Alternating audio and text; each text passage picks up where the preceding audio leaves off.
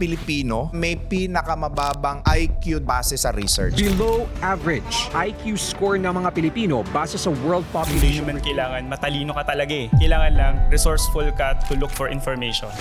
50 pesos a day for an IT student, hindi kasya yun. Pasok ako dun sa umaga sa school, trabaho sa gabi. Minsan, kakainin mo yung pride mo. Binatel mo yung limiting beliefs. Napadala ako sa iba't ibang bansa ng previous company. Mag-aral ko yung mabuti, yan talaga yung magiging power nyo eh. Malaking factor ng success mo ngayon is your education. Saan ka nakapagtapos ng pag-aaral? I'm proud that I am an AMA graduate. Bakit AMA? Maganda yung binibigay na opportunity. Yung IT kasi, kailangan madali ka mag-adapt, kailangan mabilis ka. The world is fast changing. Pag bumagsak ka, tayo ulit. If hindi mag-a-adapt ang educational system natin, the educational system itself will be broken.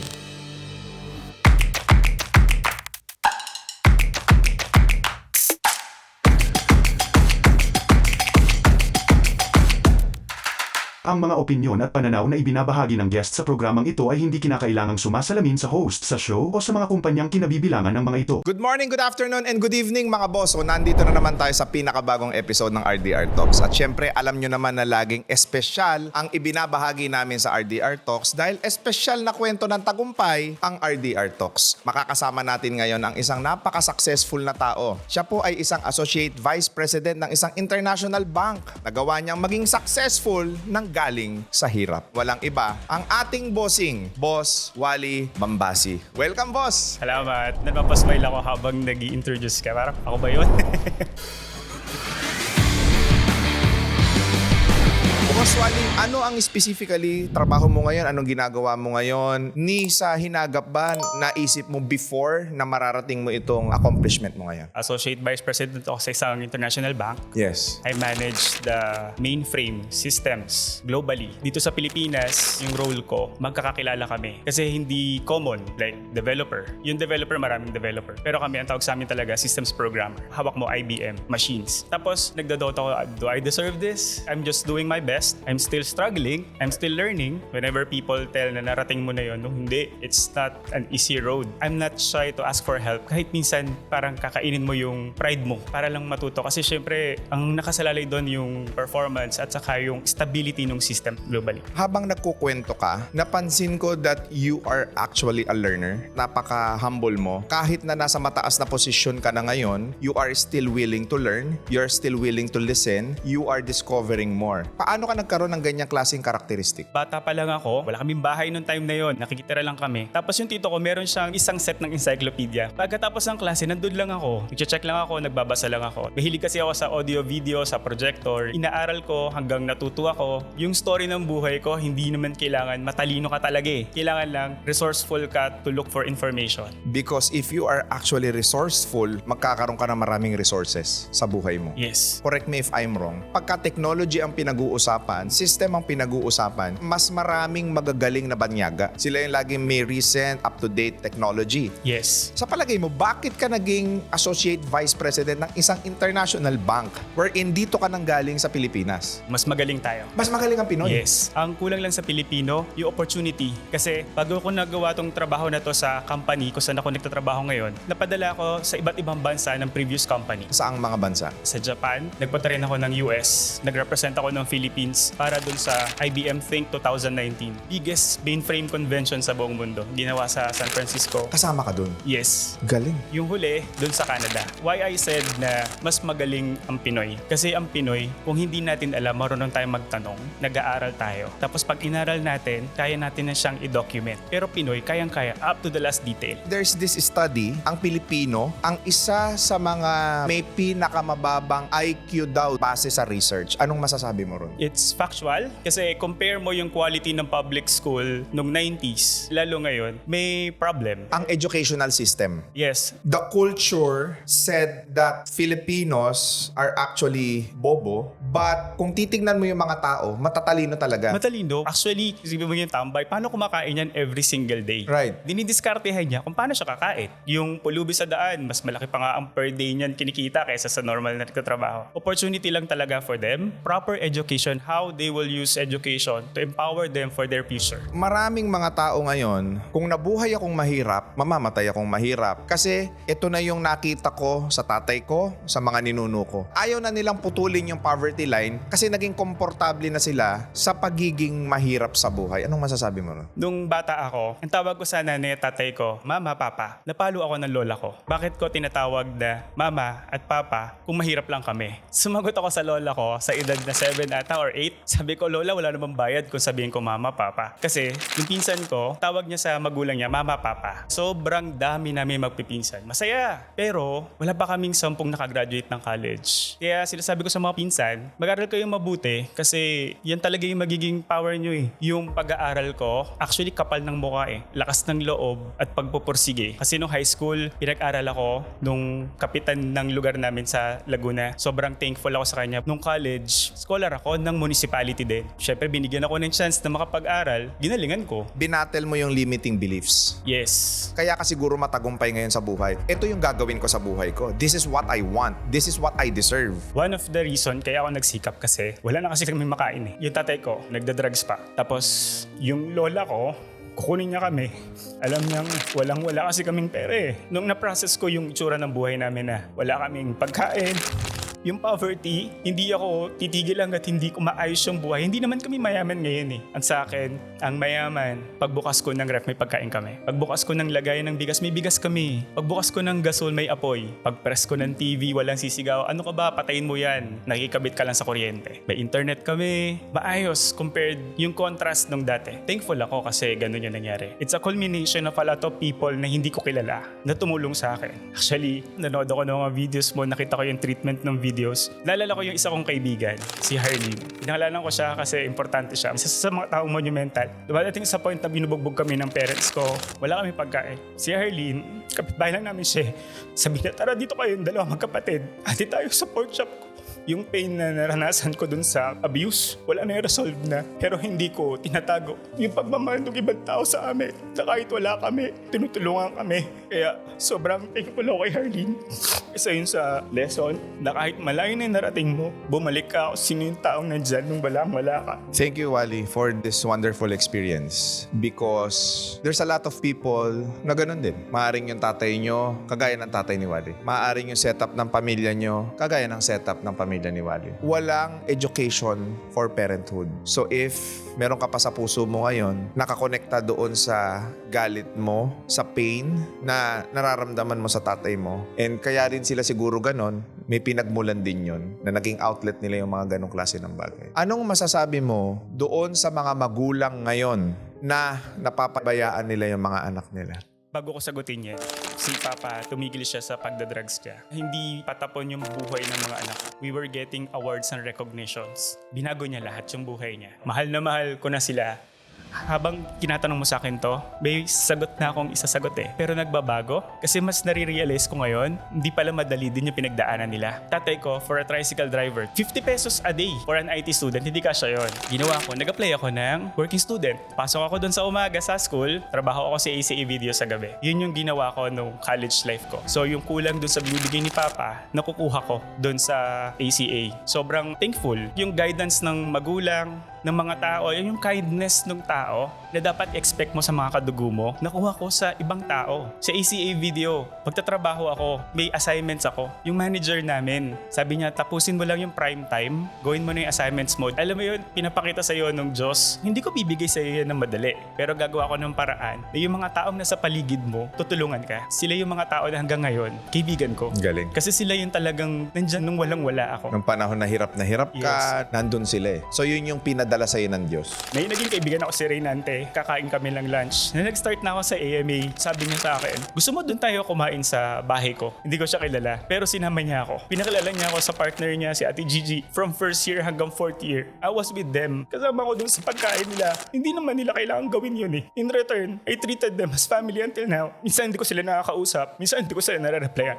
Sabi ko, hindi ibig sabihin nun, nakalimutan ko na kayo. You're always there. Hindi ko alam kung paano ko siya babayaran. Ang sa akin lang yung pagmamahal mahal ko sa kanila will always be there. Mahal na mahal ko sila. May option tayo lagi sa buhay. Everything starts to you. So kung mahirap ka ngayon, it is you who created it. Ang pinaka naging malaking factor ng success mo ngayon is your education. Yeah. Kaya probably kinuha ka ng international. Saan ka nakapagtapos ng pag-aaral? Sa AMA, Computer College, Binyan, Laguna. Bakit AMA? Nakita ko na successful yung pagtuturo nila. Tapos maganda yung binibigay na opportunity. At honestly, yung buhay ko sa AMA, sobrang masaya. Yung mga kaibigan ko sa AMA, until na magkakaibigan kami. Yung closeness namin, iba, pati teachers. Maganda yung turo. Actually, napakaraming mga nagtatrabaho na Pilipino na probably nandun sila sa pinaka-technologically related works na hinire sila ng mga malalaking kumpanya. And the fact is, sa AMA nakatapos. Bakit AMA ang number one pagdating sa mga ganyang klase ng courses? Yung IT kasi, it should be a continuous learning. You need to be agile. Kailangan madali kang mag-adapt. Kailangan mabilis ka. Pag bumagsak ka, tayo ulit. Yung binigay ng AMA sa amin, yung core knowledge, yung values, yung pillars kung paano ka tatakbo sa buhay mo, tinuro nila. Like maging grateful, magsipag sa pag-aaral. Best example nun sa Raymond, nung pinadala ako dun sa IBM Think, imagine, you're there kasama yung ibang tao dun sa field mo. Pero ikaw, alam mo na, hindi mo ko pwede maliitin. AMA ako eh. Yung tinuro sa akin ng AMA, plus the experience, plus the trainings, lahat, sama-sama yun. Proud ka. Best example sa Raymond, a client wanted to set up a virtual mainframe, government ng Canada. Government. Yes, ang laki-laki ng company. Pero, ba't si Wally? Ikaw ang kinuha? Ako kinuha. May Indian naman may Polish naman may Turkish, may Israel. Ang one thing kasi sa Pinoy, magaling makisama, matyaga at magalang na kahit binabastos mo na, nakatungo lang. Ang gagawin nila, papakita ko sa'yo na kaya kong gawin yung trabaho yan at bibigyan mo ko ng respeto dahil ako lang yung kayang gumawa. And that's the reason why Filipinos are actually world class. Highly respected when it comes to technology. It's not just me. Actually, ngayon ko nare-realize, kung ma-harness lang ng government natin, yung mga talented na Filipinos across the globe, mayo-unite nila yan at makokolate nila yan, talagang gaganda ang Pilipinas. Education. Dun sa circle mo, kung kaya mong tumulong, kung kaya mong magbago ng buhay, pay it forward. Tulungan mo ibang tao. May nagtatanong, may nagpapaturo sa company. Ang Pinoy hindi madamot sa information. Pag alam ko yung isang bagay, i-share ko sa'yo lahat ng alam ko. Kasi gusto ko, habang umaangat ka, umaangat din yung mga nasa baba ko, natuturuan din. Gaya ng ginagawa sa akin ngayon. Leadership, yes. Yes. If a person is being mentored by someone who's trusted, just like what you're doing, if you're mentoring people, syempre, kung hambawang itong taong to, gusto magtayo ng business or gusto magtrabaho somewhere, saan ka nag-aral? Sino nagturo sa'yo? Yun di ba yung tinatanong natin? Kapag ka ba sa international example sa mga IT-related Yeah. courses and all, kapag ka ba nakipag-deal kayo, tinignan yung resume ninyo, malaking advantage na AMA ang nakalagay doon. Yes. Ang dami namang pwedeng padala May mga nasa UAAP schools. Pero si Wally nandun. Edge ko doon, cum laude Yung school kasi, it will help you up to a certain degree. Nag-apply ako. Sabi ko, pasok ako kasi I'm a Latin honor. Tinawagan ako. Sabi niya, sorry, hindi kita pwedeng kunin. And then, tatapos yung call. Tumawag ulit si ate using her number. Mr. Bambasi, sorry, that's something I need to tell you. But please report tomorrow yung company na nag-push back sa akin for this position. Tinawagan ako ulit. I was never denied. I was just redirected. Yung training program na yun yung bread and butter kung ba't nandito ako ngayon. So, I'm thankful to that company na nagbigay sa akin ng opportunity. And then, that's how I learned how to do the current job I'm doing. And Ang with galing. honor and pride, I am an AMA graduate. Ang galing nun. Since I'm running this community of business owners, one of the most successful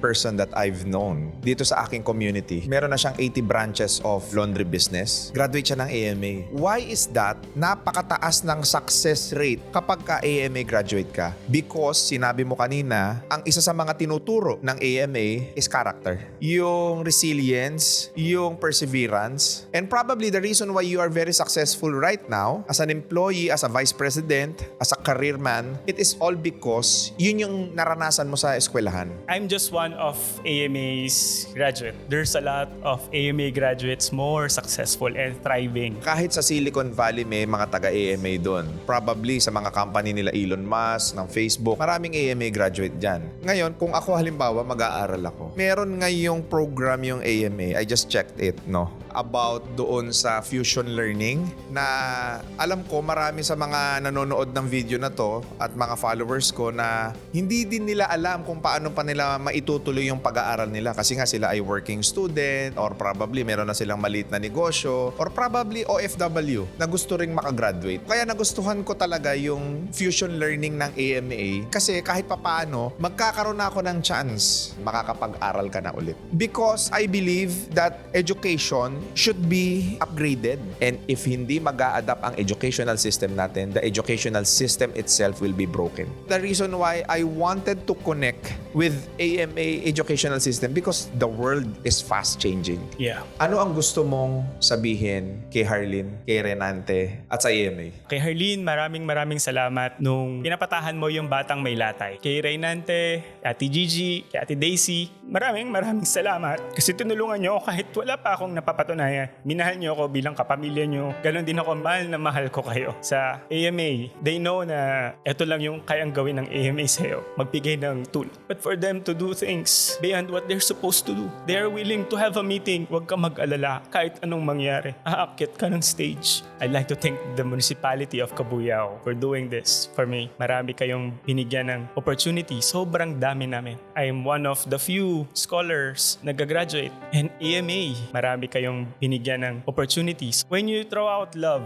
compassion, it returns to you several folds. Andyan sila lagi. Noong time na yun, wala naman akong planong gumawa ng buhay sa AMA. Gusto ko lang gumraduate. But the best years of my life, high school, college. Kasi yung caring, yung unconditional love, nakukuha mo sa mga taong hindi mo kamag-anak, na hindi mo kilala. They are willing to give you unfiltered love, may it be good or bad. Doon sa stay ko sa AMA. I'm thankful for the experience, for the lessons, for the knowledge you gave me. Yung mga taong nandun, yung mga teachers. I'm truly grateful. I'm truly happy. And I'm proud to say that I am an AMA graduate, batch 2004. Thank you. Thank you so much. I'm encouraging all of my followers right now, please, kung hindi pa kayo nakakagraduate at kung may problema po kayo sa oras na working student ka or di naman kaya nagninegosyo ka or di naman kaya marami kang ginagawa sa buhay mo but you still wanna pursue yung pag-aaral ninyo, please do follow AMA Facebook pages na ilalagay ko dyan sa inyong screen para kayo ay makakonect sa kanila. Mag-inquire kayo, probably makagraduate na tayo. Kahit papano naman, may maisabit man lang tayo doon sa bahay ng mga magulang natin